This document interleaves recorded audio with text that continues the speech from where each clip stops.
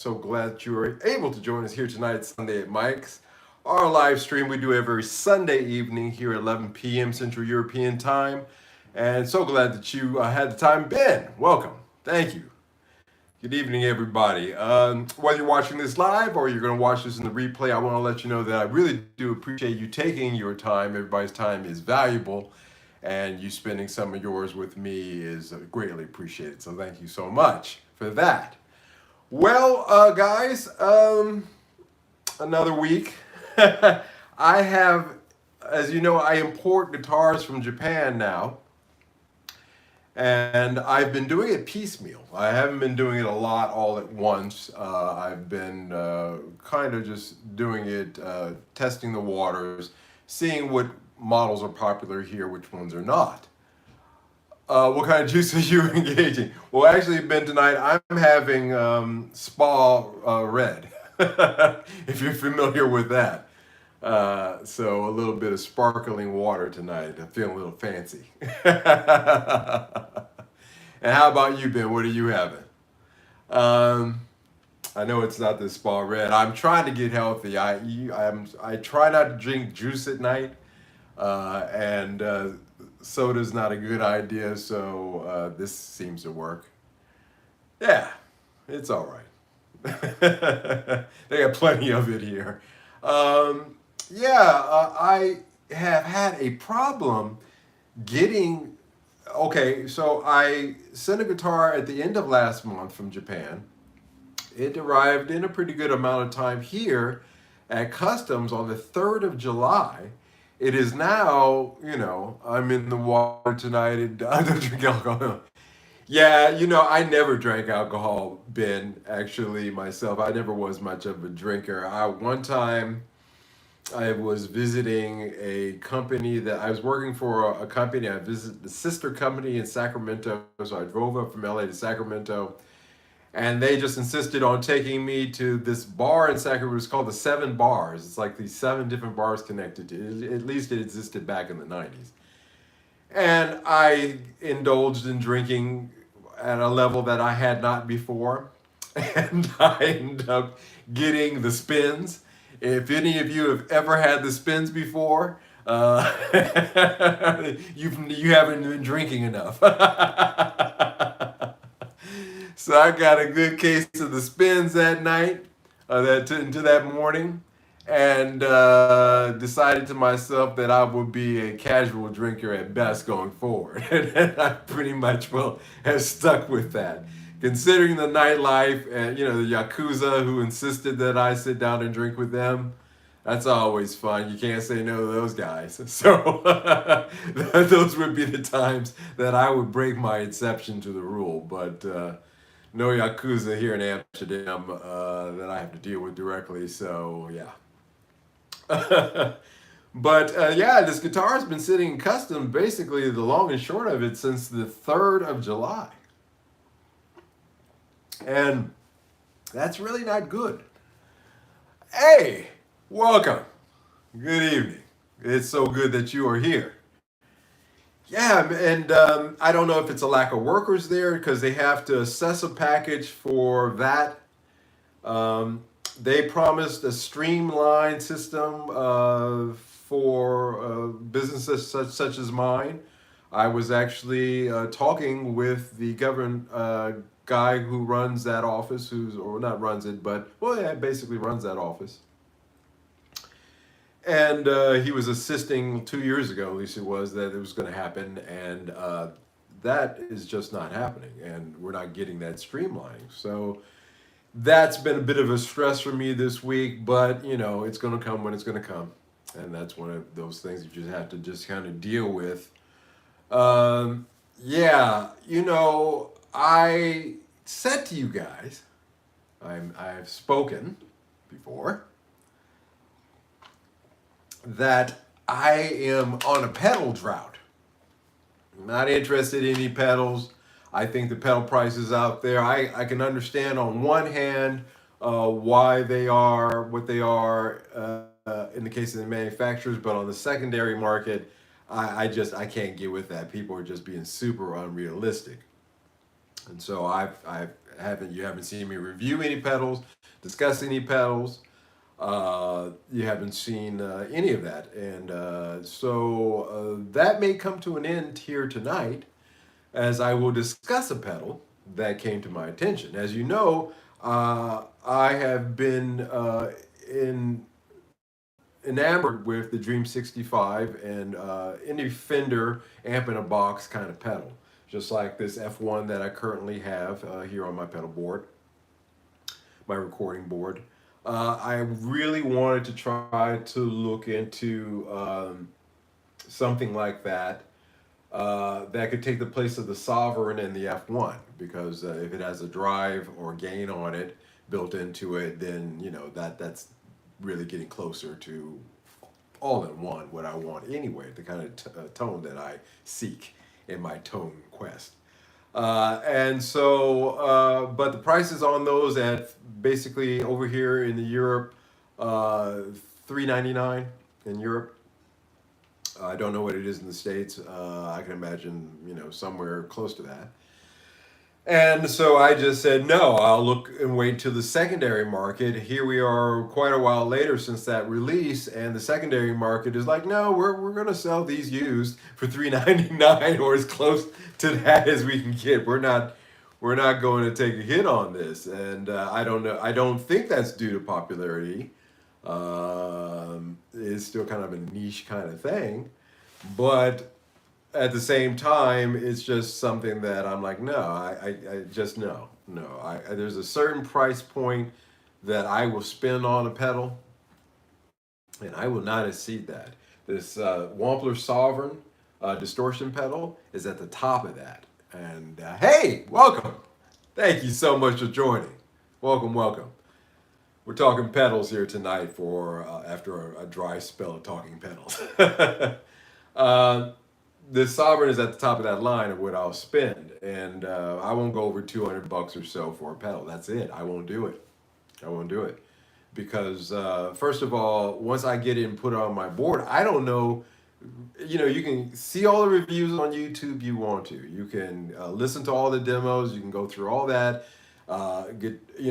If you don't have a local shop, and maybe even you do have local shops, but they don't have that pedal. So you're kind of forced in this kind of situation to order it on blind faith. And again, you don't know if it mixes well with everything else that you're trying to do. It may be great on its own, but in your rig, it may not work. So when you're spending, of course, you can return things, but that's an issue of pain in the ass all in itself. So at 200, I feel comfortable that, hey, okay, this is not working out, but I could probably take 180 for 160. It's something reasonable. I'm not going to ask for the 200 plus that I spent for it. So I'll take a little bit of a hit and I'll move it on. But above that, no, I won't touch them. But TC Electronics has come out with a pedal, the Combo 65. I'll call it for right now, just to shorten it. It is basically their version of the Dream 65. And it comes in at a stellar, almost dang close enough, 1/3 of the price of the Dream 65. Now you say to yourself, well, is it a quality piece of equipment, Mike? Well, I don't know, because I haven't had it in my hands, and again, you can watch all the YouTube videos you want. By itself, it may sound good, but will it sound good in my rig? I don't know. I don't know that about the Dream 65, by the way, either, at quite a significant amount more. But I do know that really at that price range, at $150, basically, those are coming in at. That's worth taking a shot and taking a look into it. It also has features on it that the Dream 65 doesn't have, and that's a built-in headphone amp output, headphone out. Again, I told you, when I'm practicing up front here in my living room, I'm sitting on my couch with my guitar and I'm practicing, it would be fantastic to have a unit, like I said, just a one, I've got stuff like this. You guys are familiar with these. This is the Vox Classic Rock. You basically plug that into your guitar, put your headphones or your wireless, whatever, into here, buds, into here, and you can go to town. But the sound quality on these things is not great. It's not amp like. It sounds like it looks. I mean, yeah, it sounds like it looks, and it's a great kind of travel buddy companion, I guess, kind of thing, because it works on a battery. But the reality is, it doesn't sound that great. So to have something like, this unit that TC Electronics has come out with, again, adding that feature into it, it sounds attractive. It perked my interest. It got my attention. It threw a little water on that drought that I was having on wanting to buy any pedals. So I'm looking at that. I just find it amazing that I didn't even think that a competitor, and I guess that's kind of where we're going to be going a little bit into tonight. I just really didn't think about a competitor coming out with something at a cheaper price, but I should have. I mean, that's how it is. Uh, there must be a market there enough for TC Electronics to attempt to do that, and it's not just a Fender. It's not just the Dream 65. They've also done their own version of a Marshall. They've done their own version of a Vox. The standard fare, the triple thread, the usual suspects. But they have really brought the price down to a point where something like that would be attractive to the small studio home enthusiast market. The Dream 65, I always felt that I could see a studio maybe purchasing that, but not really. I never really understood where that was falling, especially with the price range where they were trying to go with that. Um, excuse me, sorry. It's just a weird kind of thing, but obviously TC Electronics said, "Hey, we can do that, and we can do it with some of the things that we think that the Dream 65 should have had." And so there we are. So we have that. So I might be looking at that, guys, and I encourage you to take a look at their new line of amp in a box pedals that they've just. Well, it's been out for a couple of months. Well, actually, it's relatively new, maybe a month or two. But caught me by surprise, and I did listen to the YouTube demos. Of course, I did. We all do. There's nothing wrong with that. But everything always sounds pretty good with some of the guys that I listen to channels. These guys have really higher production values than I do. And from the demos that I heard, I was wowed by it. I said, yeah, that'll do it. That'll give rid of the F1, get rid of the Sovereign. And when I don't want to be attached to this board, I can take it in the next room, plug some headphones into it, plug into it, and go to town. And even the reverb has a nice drip to it. The one thing that's always hard to replicate, and even you're not going to find that with this F1. It has the Fender clean to it, but it doesn't have the reverb drip to it. And so that drip is a hard thing to come by. If you guys know what I mean, it's just a certain sound that you get. A lot of the surf recordings in the '60s really used that Twin Deluxe reverb a lot on it, to achieve that particular sound. And they weren't, digitally editing it or that's how it came out. It was amp, a microphone in a studio going into a board of some sort, and that's what you got. And so it's a very distinct sound that is very hard to achieve through a lot of the amp in a box pedals that have come out that tried to replicate it. Um, Fender came out with that particular reverb sound in a pedal quite a few years ago. It might even be a decade now ago. And that proved to be so popular because it had that drip tone to it in a pedal that most guitarists would love to have, just as a separate thing on their rig. And that pedal has not lost its value. That's one of those pedals out of the Fender Reverb 65. If you can find that at a good price at a used shop, or you just stumble upon it, buy it.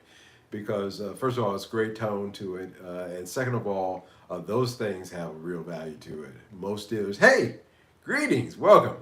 Most dealers won't come down if they get one of those in stock. Most pedal dealers, it's held its value. It's not only held its value; it's actually gone up. So it's one of those on your file list. File. Those are the things that you hear about. File it away for later. If it comes up, you can say, "Yeah, I heard something about this." I just ordered Harley Benton Fusion 3. Have any opinions on that guitar? Yes, I do. I certainly do. I have a lot of opinions on Harley Bentons.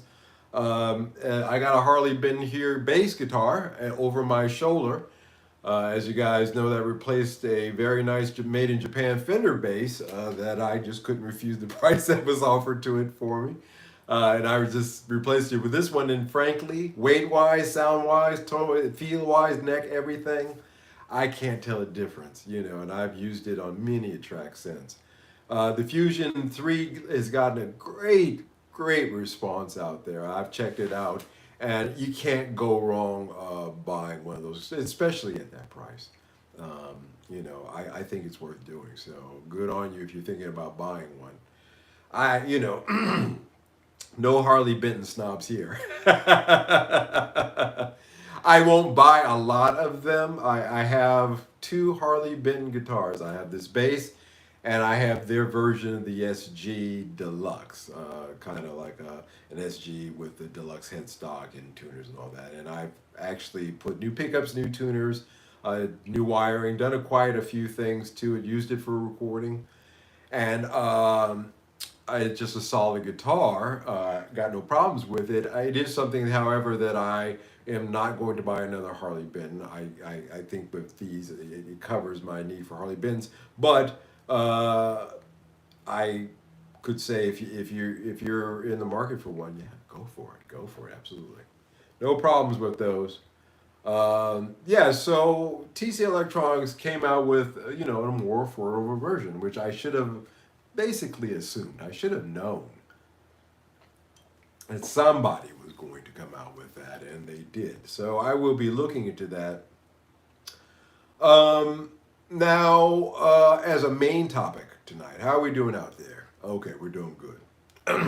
As a main topic tonight, the Fusion has steel frets, shocking tuners for the price. Yeah, you'd be laughing. You'd be hard pressed to get. Hey, good evening, Mickey. You'd be hard pressed at the prices. I mean, I like my SG. I like the wood. I like the feel of it. It's Asian. It's a form of Asian mahogany, probably sourced from the Philippines, which I assume a lot of Epiphone woods also come from. No big thing there. Difference in terms of an Epiphone, and you're getting steel frets. You're getting locking tuners. You're getting pretty dang, decent pickups. I believe, as I seem to recall, those were, anyway, let me not stretch my mind. But the point of the gist of this is that, for that price, you're laughing. You're laughing, mate. You can't go wrong. And good on you if you're thinking about doing that. As a main topic tonight, guys, I'm gonna get into one of my. I'm gonna go into the deep end of things a little bit. This is going to be one of my kind of free thought experiments again that I like to do every now and then. I like to pick up a topic and kind of throw it out there and my thoughts on it. And I talk a lot about equipment lately. Cat hair. I got to do something about those cats, man. They're starting to take over. They're starting to take over. They're killing me. Nah, they're all right. But it's just their hair is everywhere, man. It's ridiculous. But I thought about. I was talking to Jock, and by the way, that's going to be the main channel content this week. Is an interview with my good friend Jock Richmond. He and I had a discussion, and I hope you guys tune in and watch that. But at the end of that, he said, for our next discussion, let's talk about where the money is going in streaming. And I said, okay, I like that idea. So that will be the next topic that he and I will engage in. We're going to talk about where is the money going in streaming. And I thought for tonight, instead of talking about equipment, and we can talk as you guys go through here, if there's things you want to talk about equipment wise, you can bring it up. I can pause on whatever I'm talking about and get into that. But I want to point something out to you guys, that kind of pisses me off. And I don't rant too much about the business because I've been in it all my life. I know what it is. Nothing should surprise me. Nothing should rankle me. Jock was reminding me of gigs that we did. And he reminded me of recordings that I did that I had forgotten that I had done. And some of them were with artists that, quite frankly, the reason I forgot it is just because they were a mess. And to be around them and to be in their situation with their little clique and trying to work and get them to do some work was something that I just put out of my mind. But at the same time, there's that aspect of knowing what the business is. I don't necessarily have to like where it's gone. And so that's going to be the topic we're going to talk about tonight. I really don't like the fact that if you look at a chart of streaming rates, what streamers are paying us as artists. Now, a lot of you guys out there record yourselves, you release stuff. A lot of guys who watch this channel, follow this channel, are professional musicians. A lot of you guys out there may not be, but you're in simpatico, so to speak, because you're gearheads. And you should realize that artists, the decline in payments to artists has gotten to the point where it is beyond criminal. If you look at a chart of where Spotify payments started and look at that downward decline to where it's fallen almost 70%, 67% from where it used to pay, and yet their subscriptions that they're taking in has increased. Their CEO, it has like $100 million, kind of deal, contract, kind of package.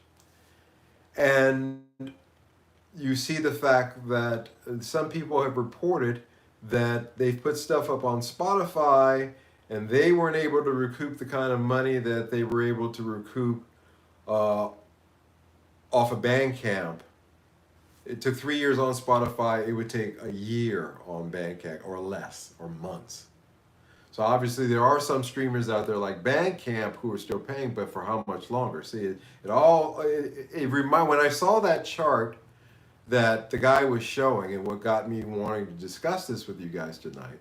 Probably not a popular subject, but I'm going to throw it out there anyway, because if you love music, if you love the arts, if you love guitar, if you love, this market that, we're into, if you're sitting here listening to me tonight, then you must have a love for music.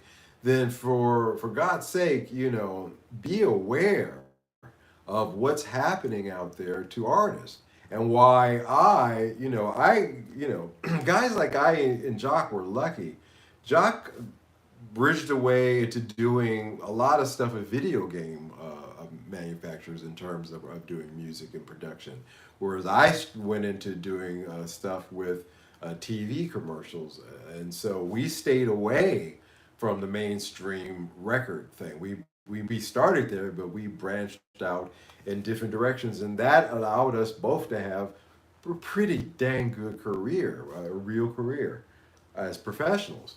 However, even now, as I've told you, a lot on my end and on his end as well are losing because the people that used to hire us in are now using canned music, and going forward, we'll be using AI music, generated music.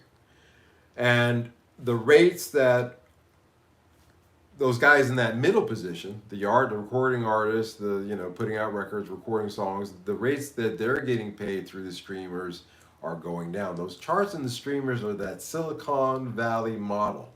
It's that model of starting out a service here, and so that when you get to a certain level where you're doing an IPO or whatever you're trying to do to get the kind of investors in, and once that sucker starts going, it really just falls down in terms of any kind of value that you Uber for. If they did this to Uber, the Uber drivers wouldn't be able to even afford to pay gas to be able to drive the cars for Uber. So why musicians have to be, and believe me, that Silicon model is working on Uber a little bit slower because they can only go so far, but they can really screw the pooch with musicians because we keep supplying them with stuff.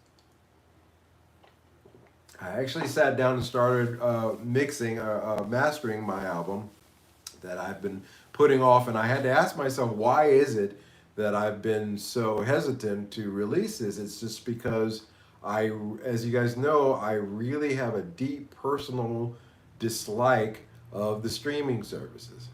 Now, I haven't used Bandcamp, and I hadn't planned to use them. I was trying to think about, that was the other thing, about how can I release this and try to forego those. Even if just the 8 guys who are here or women who are here watching right now bought it from me, I'd be more pleased with that than the 0.338876 of a penny that the streamers would be paying me to put it out on and feed their machine. So I just have been hesitating on that release. I've been holding on to it. Kind of glad I did because I was mastering one song and I had to go back and remix it. I thought it was good, but I went back in and I was listening to some sections where it was peaking on me, and it just wasn't. I had to squash that a bit. So all good on that, and it got my head back into this because the truth is, guys, my head hasn't been here. My head's been into buying and selling guitars and all the other things that I do in my life, talking guitars, talking to you guys. My head hasn't been in music lately because I've been kind of discouraged about it, to be frank with you. Because I know this record that I just did is good. I know it's good work. And I know that it's something that is, should I undone nothing but lose money recording music and streaming, but I also upload to YouTube only now. Yeah. Even my album, I put up my last album, Masanoki, on YouTube as a way of saying to you guys who join in as new subscribers and old heads, to give you something to listen to. But even then, and I built this YouTube channel without using social media. That was my whole point of starting this. I didn't want to go on Instagram, although I do have an Instagram account. I don't play on Twitter. It's one of those places it's a stupid game, and stupid games pay stupid prizes. So I don't do the Twitter thing. I wanted to build this channel really organically, just using the YouTube platform, just putting out content, reaching out to you guys, being honest, and doing it that way.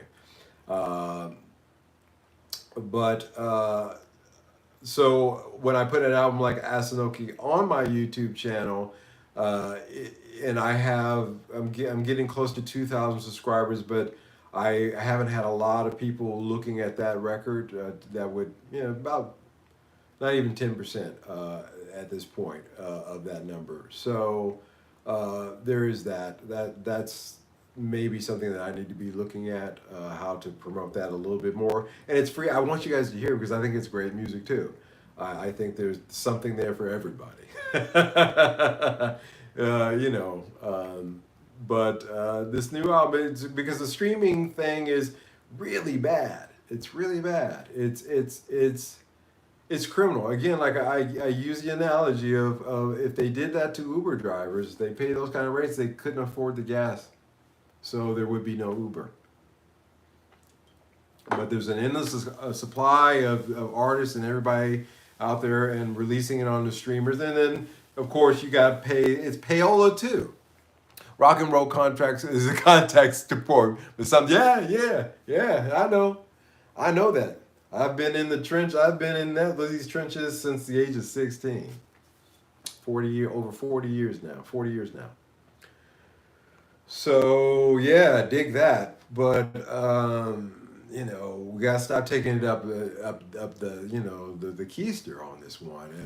And really, there were just some guys, people, and the record companies are in on it. They know it. And Jock and I will talk about that in detail. We'll get into where the money is going. Tonight we're talking about where the money is not going. That's kind of the topic. And it's not coming down to artists, such as myself. And in any kind of meaningful way, and of course you can buy it's payola, as I started saying there. If you go to Spotify and you buy some ads, then they'll be so kind to promote you. What the f is that? You're paying your garbage, so you're gonna pay them so that they can pump you up more, so they can pay you garbage. I'm sorry, guys. You're gonna have to. Somebody can explain that to me and convince me how that's advantageous for me to do. Because from where I'm sitting right now, that doesn't sound like a good deal. And that's how it is. They'll just get on their radio list. Hey, sure, we'll promote you if you pay us a little bit more. What? And YouTube too. You can do it here. You can pay more for some things, I believe.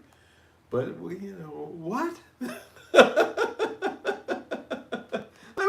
let me just give you $600 or $700 more on top of the hundreds of dollars that you've screwed me out of so far because you're not paying me.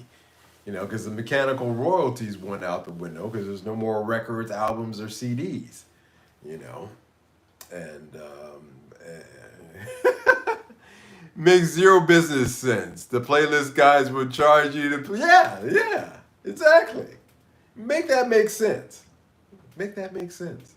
Somebody, Bueller, anybody? Because it doesn't make any sense to me.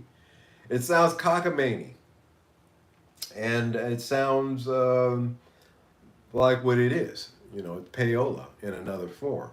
It's payola in another form, and because I guess it's international, nobody's calling it out. There's nobody in anybody's government, in anybody's country, that's going to say, hey, wait a minute, that's kind of payola what you guys are doing there. Well, I was involved in a lawsuit indirectly a couple of years back with Spotify, where artists who had who are ASCAP BMI artists, but independent, such as myself, they're supposed to pay a certain rate. They were not paying us what they were supposed to pay us. Nothing makes sense anymore. Everything is upside down, unfortunately. Yeah, Ben. They came to a settlement, and they said, well, we'll pay you depending upon how much people have looked at you. Well, I wasn't paying you money to make people look at me. I was promoting myself on your platform, but your algorithms were driving. You weren't even freely playing me in any way that you said that you would. Even the minimum that you said you would do, you're not doing that. But you are obligated, because I am a BMI artist. you are required to pay me a certain amount. And they said, well, we'll pay you. And it was some ridiculous amount. And I have lawyers in my family. My cousin is a partner in a law firm in New York. And I said, Tony, what do you think about this? And he said, I wouldn't accept. I wouldn't, because the minute you accept that going forward, that you're on that. You never signed that. You never agreed to it. Okay. So I walked on. It was peanuts anyway. The settlement was peanut. And then that year, of course, they were celebrating their success, having champagne and caviar on their yachts in the North Sea. Release the Krakens, indeed. So, I really look at this situation, and that's one of the reasons why I'm just hesitant. I want to put it out so people hear it, but at the same time, I just want to make back enough to justify the production. And I think that's the same with everybody. I think a lot of people, hey, I lost money on records, but if I can make enough to pay for the production cost or the time, that would be good enough for me. Um, there's major artists out there on labels. This is the funny part about it. There are guys who are signed to labels. Hello, everyone. Wade here. I have been a regular Sunday evening viewer since the beginning. I appreciate that so much. I really do. I'm so glad that you took the time to join in. Yeah, I find it preposterous, actually, ladies and gentlemen. I present to you this evening that we are being bamboozled and the rates now are criminal. The rates now are criminal. Even when I worked at a composer doing commercial in the studio, it took 80% of my stars. Yeah, but yeah. Yeah, in my case, the composition work that I did as an independent contractor working through an agency, I actually did okay, and actually retained the rights as well. It's a little bit kind of a cool thing there, but yeah, but still on the other side of that, on our side of that, we're getting screwed in six different ways a Sunday. And so I bring it up tonight. Again, Jock and I will be talking about where the money is going tonight. I wanted to take a minute, talk about where the money is not going, and it's not going to the artist. I've told you this story before about artists who are signed to companies, and they are getting $100, royalty checks every few months. And this is after, of course, the record company is recouping their costs from whatever it costs to put that out there. So you have, that old story of George Michael and Andrew Ridgeley having, top 10, having a number one song and sleeping on their mother's couch is still alive and well today. And that I just I don't know. It's just we talked about the death clause. I've mentioned that before.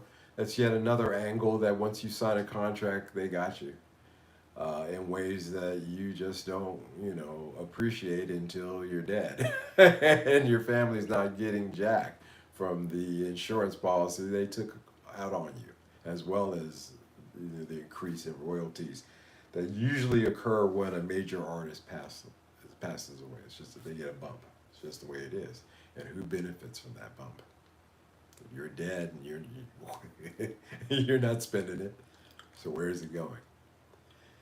So yeah, guys, that's my thoughts on that. I'm just I even like the old mall. Hell, I was again, one of the reasons that I went to Japan in the first place is because I was working for Babyface, and I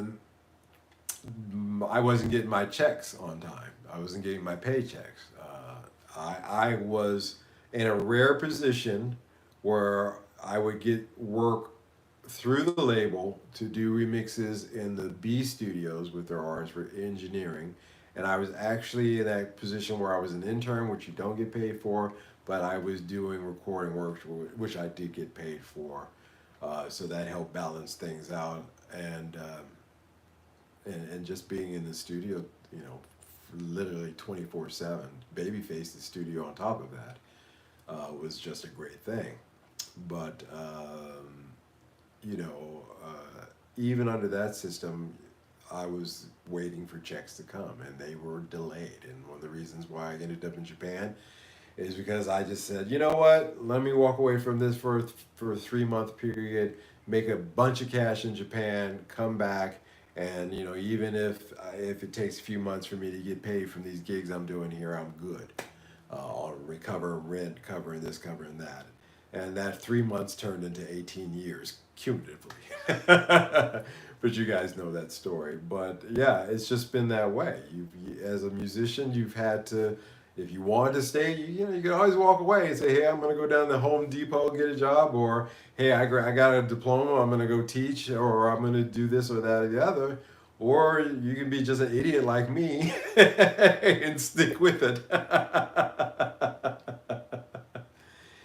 And I saw a lot of guys sticking with it who were my age at that time, and I thought to myself, gotta evolve. That's right. And I remember Clarence McDonald, famous producer, produced The Emotions and Earth, Wind and Fire, and had quite a few hits out there, sitting in his home studio that look quite frankly equivalent to what I'm sitting right now. And this was back in the '90s, you know, more or less.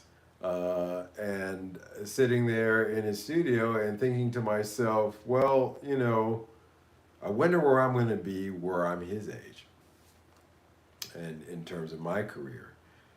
And I wanted to find out. And at least I'm sitting here, is I guess the point of that story, because I did take that route. And those were your options. Now, I don't even think that you have those options anymore. I really don't. I really worry and wonder about where this is all headed. We see in the movie industry, you've got that writers and actors strike going on right now. And if you don't think, if you never try, you'll never know. That's right, Ben. And boy, did I try. I sure do. I know now. I sure do know now. No doubt.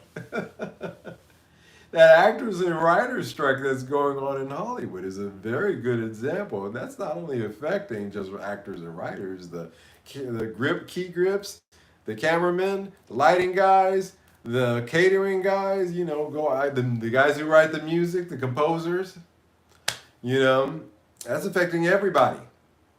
Everybody, commercial TV, everything, TV commercials, everything. So I'm not working now. Anyway.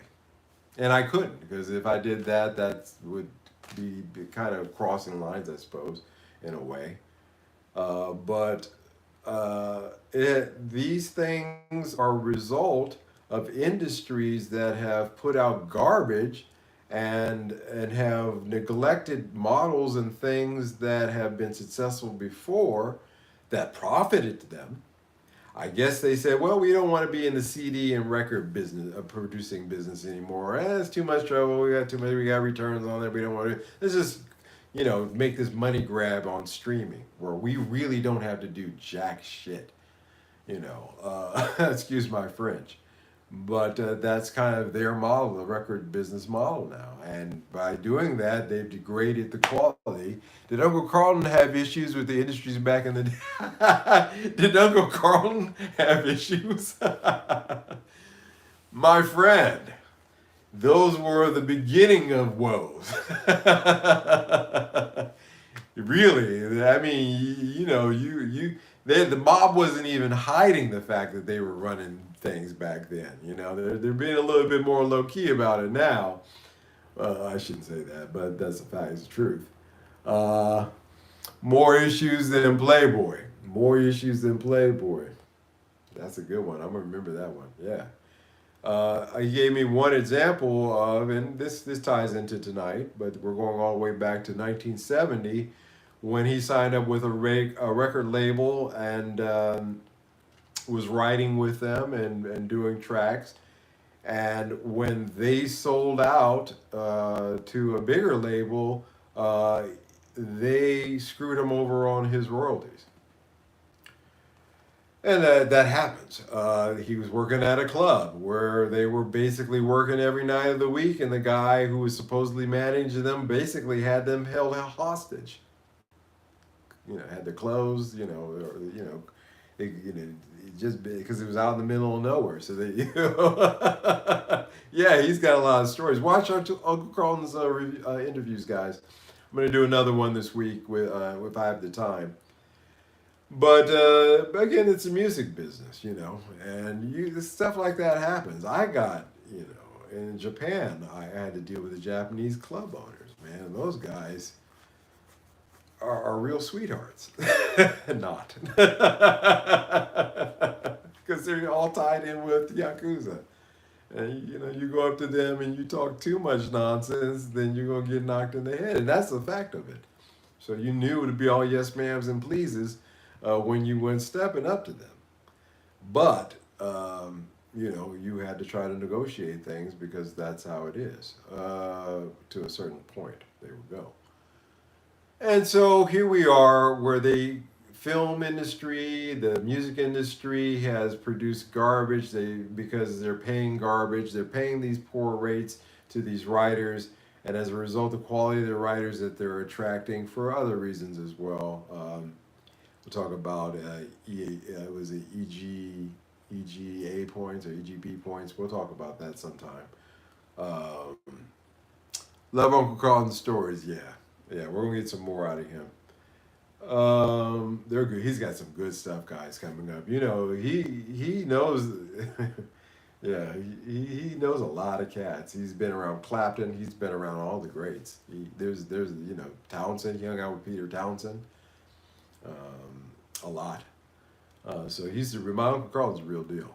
Don't even get it twisted, my friends. He's a real deal. But in any case, you know, they pay garbage, they're paying garbage, and as a result, what they're getting is garbage, and garbage in, garbage out. And as a result of that, they're both industries that are dying, they're failing, and they're not selling. And they wonder why. And the reason they won, it's because of the changes that they've made in their business models. The writer's strike, and it has nothing to do with us in that regard. Directly, indirectly, yes. But the writer's strike, just as an example, the record. I'm sorry, the studios will use this as an excuse to squeeze those guys out. Those guys, they're not going to get any of their concessions to speak of. They're going to bleed those guys dry, and they're going to come back with their hat in their hands, willing to now negotiate reasonably. Reasonably meaning you're going to do and take what we say, and that will be the truth of it. The actors, they'll do. They're not starving exactly. The top end, on the bottom end, the day-to-day guys, again, like I said, the background guys who just sit there in the back of sitcoms, the guy who maybe has one line in a movie or something like that, here's your bill, sir. All those guys are screwed until this gets sorted. And the music industry you will see this happen too. I really do believe that the thing is that artists in the music industries have, to tell you the truth, they have no kind of real solidarity on the top end because they're all bought and paid for. So if you're expecting for Taylor Swift, she cries and complains and says, "Oh, they've screwed me over on, and they've got my catalog." They say, "Well, join the club." Michael Jackson, Prince, everybody else, everybody else, they had their catalogs owned by somebody other than them. So, welcome to the party. But you're not going to get together and say, "Hey, we're going to stop what we're doing until this guy is getting a better wage. They're not going to do it. You're not going to see it happen. So I don't know what is going to be the gist of the end of this, other than I do foresee, much like, again, like I said, the film industry, you seeing a falling away. And maybe when they're not making as much money, they'll pay attention. They generally do. Well, they said this is the summer of flop busters. I love that. Flop busters. Everybody and their mom thought that their movie was going to be that $1 billion movie, and it ended up not being, with the exception of Tom Cruise. That guy is producing movies that people want to see, and a few other cats out there too. But for the most part, Hollywood is failing, and the music industry is failing for the same reasons: garbage in, garbage out, and expect to to make $1 billion off of something that's garbage. You're delusional. So we'll see, guys. But that was my discussion, my topic for tonight. What I wanted to get into, where the money isn't going. It's not going to the artist.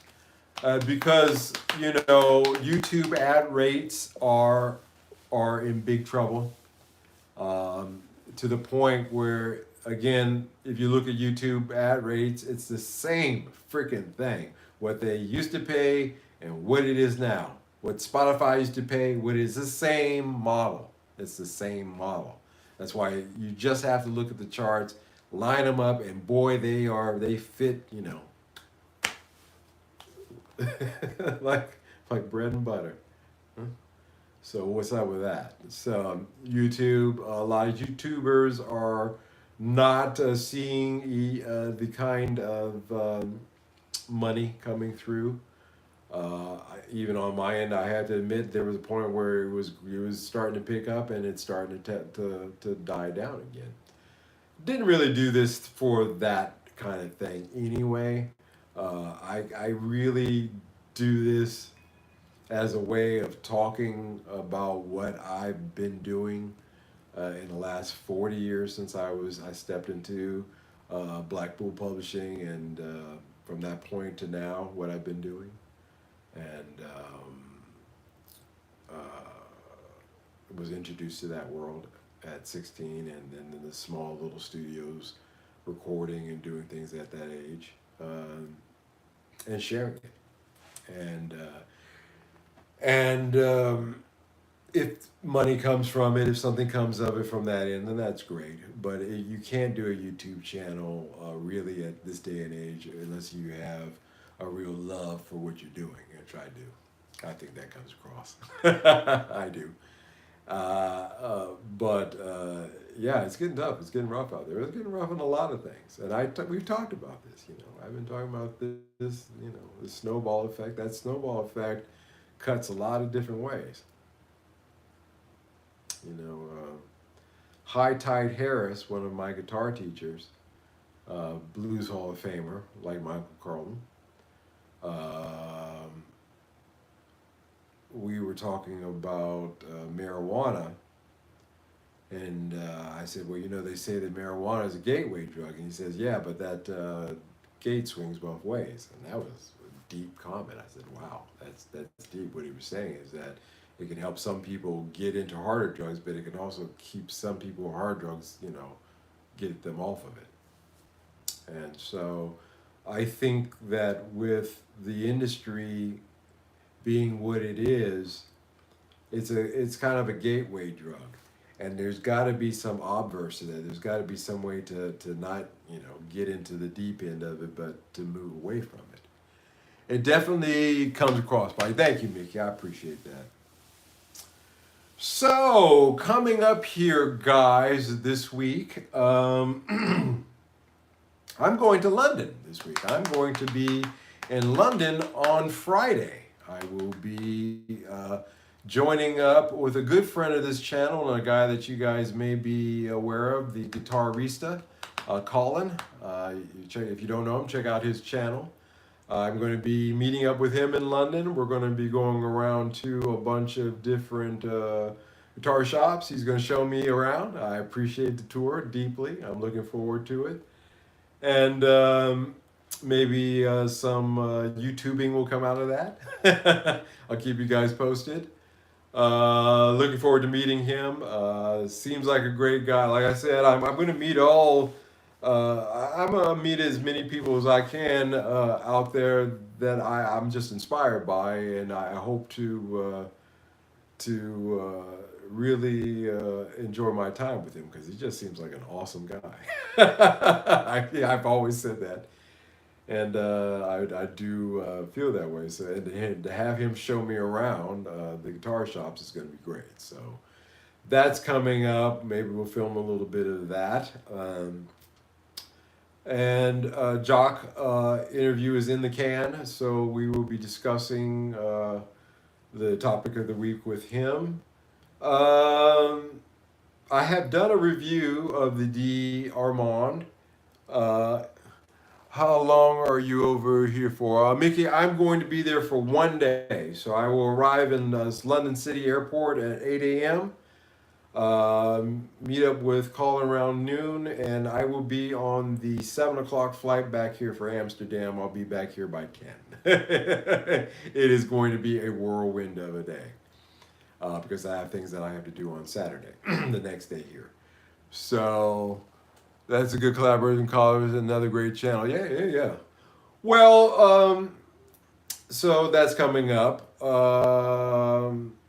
And if you guys haven't seen the D. Armand regular channel content that I did, take the time to check it out. I do appreciate that. Check out Uncle Carlton's interview if you haven't seen it yet. Yeah, I'm happy with this. I'm not unhappy. It's weird. I really don't mind. I have over 300 videos now on YouTube. Um, uh, uh, um, yeah, and by the way, I'll be in London for a day, guys, in the Soho area. So if you're in and about noon Soho, I'll be there. I'll be standing in front of the Soho Theater at noon. So any of you who have the time to come, I would love to see you. I really would. It would be great. Um, but yeah, so dig that if you have the chance. That would be awesome. Um, and yeah, great opportunities like this have come out of YouTube. So I don't have a problem with it. I don't ask for, super chats or anything like that. When they do come from you guys, I appreciate it because I know you're really feeling it, and it feels even better for me when I get it. But that again, like I said, that wasn't kind of the thing with this. I wanted to talk about gear. I wanted to talk about the music industry. Sometimes I want to tell you guys my ghost stories. Sometimes I want to tell you my studio stories when I don't know. There's kind of I still in old school. There's a lot of stuff I could tell stories I could talk about artists and things, but I guess I could wait till they're dead, but in some of their cases, not in all their cases. But some of the things that I saw, guys, I was talking to John. I was telling him this one story. I was recording, mixing a song in a studio in Hollywood. I had my Japanese girlfriend Yuko with me at the time. She had flown. I was back in LA from Japan. It was one of those periods where I was back in LA and I had my Japanese girlfriend with me, and she's sitting behind me. And this famous group at the time walked in the studio, and her eyes just went as wide. And I told her, I said, "Do you really want to come with me? Maybe you should just stay here at the apartment, watch TV or something, or something like that." I said, "It's gonna be kind of boring. I gotta mix an album. It's gonna take a couple hours." She said, "No, I want to go. I want to go." I said, "All right." She went, and she's like, "Holy crap!" But one of the members of that group, the dude would just not stop staring at me. He's just staring at me, trying to mix this album, and I got this dude just beaming me the whole time. And Jock just cracked. I can't tell you guys who it was. very popular R&B group at the time. But I told Jock, I said, man, that was one of the most uncomfortable sessions I ever had. And I've been around dudes that had loaded guns in the next room, and I was more uncomfortable with that situation. That dude beaming at me, man. I was like, wow. But I could tell these stories here on my YouTube channel and share them and get them down on record because that was it's a period of time that should be talked about. I'm actually started writing a book, not a autobiography, but a novelization of those times, not using the real people's names, but kind of drawing a picture of what it was like to be in Japan in the 90s, playing in those R&B clubs. And so maybe I'll get to that project. It's on my long list of projects that are things that I set upon myself to do. I generally finish everything, so one of these years I'll finish that book to talk about those things because you had to be there. But if I'm not here on YouTube to tell you about them, you'll never know about it or hear about it or look into it. So I'm glad to be here. So again, just to let you guys know, that's where I'm about. I'm still about that. That's just me. Call me crazy. But I do enjoy sitting here every night and talking to you about these subjects, bringing awareness to these things to you guys too. Maybe give you something to think about and maybe talk to your mates about. That would be good. So that would be more than enough payment for me. All right, guys, I'm going to say good night to you and good morning, good afternoon, depending upon where you are out there in the world. Have a good one. Have a good week. Keep it great show as always. Mario, thanks a lot. Next time, take care. Yeah. Again, guys, I'll be standing in front of the Soho Theatre this Friday in London. If you're so inclined to come along, just let me know down in the comments section of this video or one of my other ones this week, and I'll certainly read it. And yeah, we can arrange that. I'd love to see you if you have the time. If not, no worries. And we will hopefully all be back here in one piece next Sunday. This is, it's pretty one of these kind of numbers. I fly up, it lands, the obverse, so it should be all right. I'm just not thrilled with traveling anymore, guys. It's gotten weird. All right, I will say goodnight to you guys. Have a good one. Bye-bye.